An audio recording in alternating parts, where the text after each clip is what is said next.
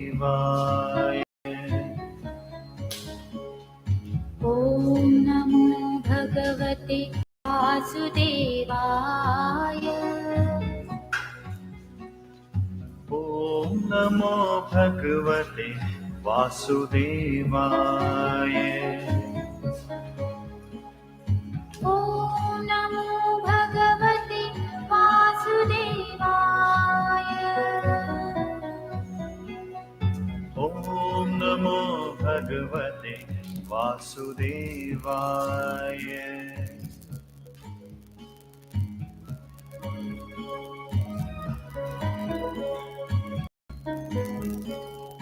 ॐ नमो भगवते वासुदेवाय। ॐ नमो भगवते वासुदेवाय। ॐ नमो भगवते वासुदेवाय।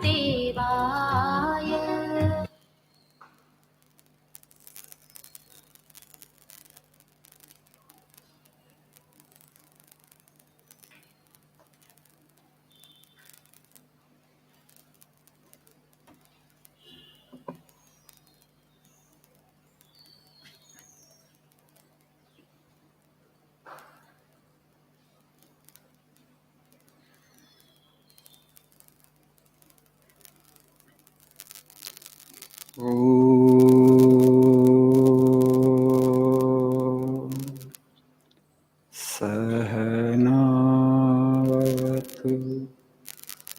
सहनो भुनक्तु सह वीर्यं करवावहै तेजस्विनावधीतमस्तु मा विद्विषावहै। ॐ शान्ति शान्ति शान्तिः। ॐ असतो मा सद्गमय तमसो मा ज्योतिर्गमय मृत्योर्मामृतङ्गमय। ॐ शान्ति शान्ति शान्तिः।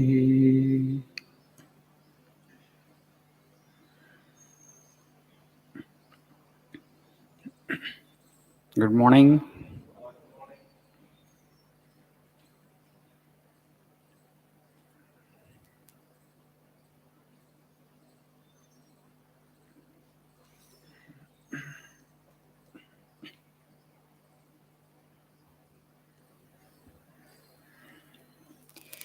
Today, something about leadership in the words of Swami Vivekananda.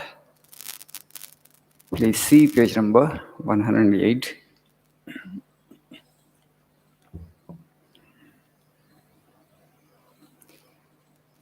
An English friend of mine named General Strong was in India during the Sepoy Mutiny. One day, in the course of conversation, I asked him how it was that the Sepoys who had enough of guns and ammunition and were also trained veterans came to suffer such a defeat.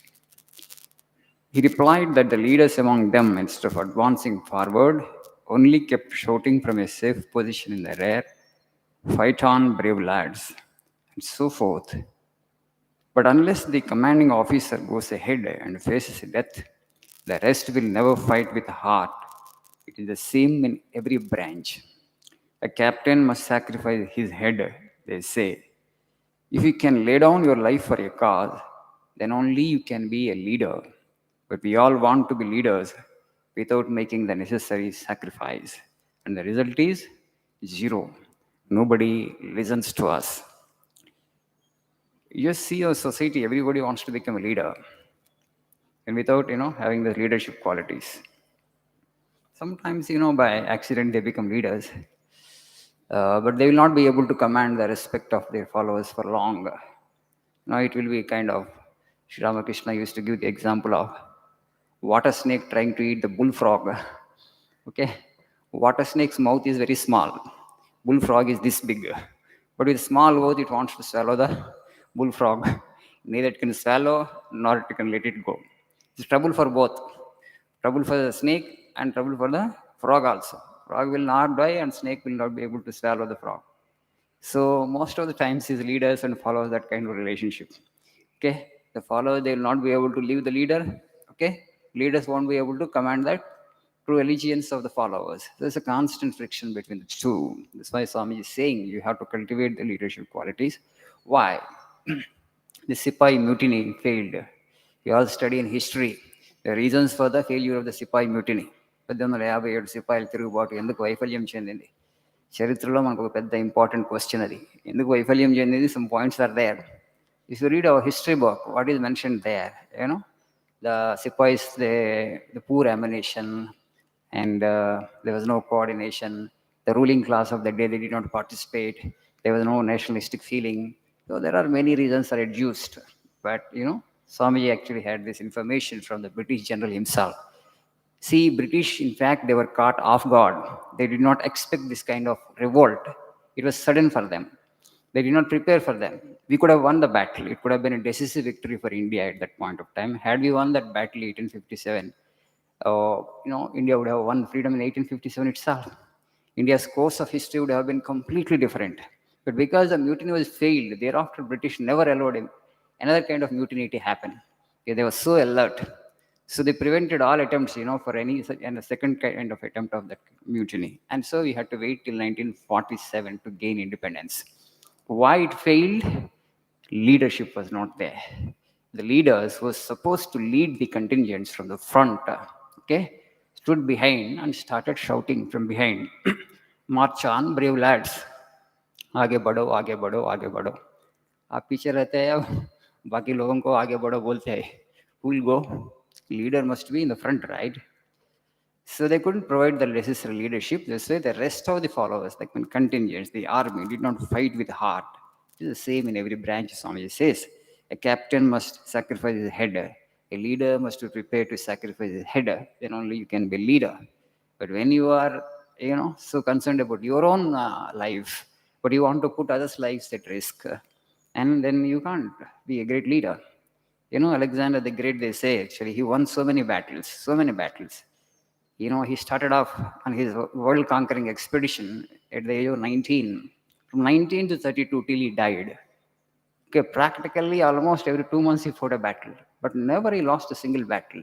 They say about Alexander that he would lead the contingents from the front. Okay, from the front. He could have died in any of the battles. But that man, in my opinion, had no fear in his heart. Born like that, born fighter. Must agree, accept that. Whether the ambition that he had to conquer the whole world through war, through sword, was it right? That's debatable, definitely, because it created a lot of bloodshed. But according to Swami Vivekananda, he was not a vulgar conqueror. He was not a vulgar conqueror. Whenever he conquered a nation, he never looted, plundered, or raped people there, his army. They conducted themselves in a disciplined manner. He had a noble ambition that he wanted to bring the whole world to one single administrative territory he wanted to make. He wanted to become the ruler of the world. That was the ambition he had. So according to Swamiji, actually, he was not a vulgar conqueror. Yes, otherwise he could have not won those many battles. So it's always important if you want to become a leader in your life, if you want to have some followers for you, you should have that character. The first quality that you need to cultivate is you have to have that self-sacrificing spirit. For the sake of your followers, you should be able to sacrifice your selfish interest. If you don't have that kind of spirit of self-sacrifice, you can never become a true leader. Of course, you need to have other qualities like you should be free from jealousy, you should be impartial, you should be able to love all unconditionally. All these qualities and virtues you need to cultivate if you ever aspire to become a leader in every field of life. Leadership doesn't necessarily mean that only a leader of a state or leader of a country. So even if you are leading a small group of 10 people or 15 people in a company, let us say, but actually you should be able to, interact with all. You should be able to recognize the other's talent, and actually you should be able to give them the right kind of work, and you should be able to extract the right kind of effort from them. Only that's what leadership is all about. If you are partial, if you are jealous of others' talents, and then you can't be a leader. In all this, it's happening, right? In every department, in every organization. The problem is actually sometimes you have more talent than the leader or the immediate boss, and he feels jealous of you and he doesn't let you to grow. Okay, in India it happens all the more. So that's why leader is born. Swami says a leader is not made at one point of time because he has seen the world. We want to cultivate, but we just don't want. But in the sense that we don't want to really grow. We don't want to let go these negative qualities of our personality, and yet we want to become leaders. I want to grow as leaders. It's not possible. So these are the virtues. These are the things that we need to cultivate if we have to provide some kind of leadership in whichever field we are in. So what you call majority is mainly composed of men of common intellect, he says. That means what? If you are a leader means, why should I follow you? If you have the same intellect like me, if your brains are no better than my brains, then why should I follow you? You're sitting on a perch, you're able to look at things in a better way, you have better perspective, you have foresight and farsight. Then I think it's better to put my life in your hands because you will be leading me in the right direction. I don't have that much of brains. I am not able to decide what is good for me. So you have better brain, so I'll follow you. But if your clarity is not better than my clarity, if you yourself are confused individual, then why should I follow you? I will try to lead myself. So this means your leader means you have better clarity. You are able to look at things in a clear way. So these are all the qualities that one need to cultivate if an individual wants to become a leader. But without these basic qualities, if you try to become a leader, you will never become a leader. Even if you become a leader by accident, you will not be able to lead the people who are following you for long. Okay? Thank you. Nice day.